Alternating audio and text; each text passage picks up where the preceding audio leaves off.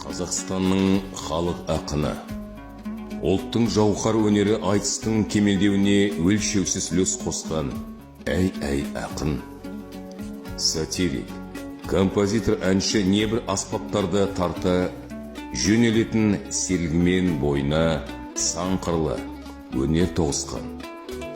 Оның үстіне талай мемлекеттік қызметтерді абыроймен атқарумен бірге ізінен айтыстың майталманына айналған, шәкірттерін ерте білген.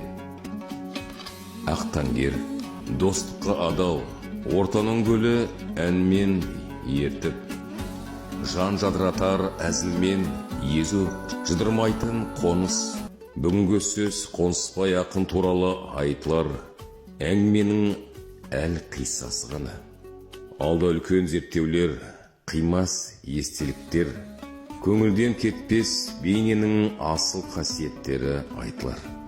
Бақұл бол, халықтың ұлы, халық ақыны.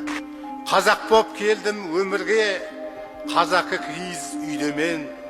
Бесік боп мені тербетті, арқаның дархан даласы, шыбықты атқы бер жетті, қазақтың қара баласы. Кешірсін өзі жаратқан, еріксіз ғажап қалам ғажап мен. Көрешегім кіл қазақтан, келешегім бір қазақпен. Қазақ боп келген пәридің, қазақ боп жабам есігін.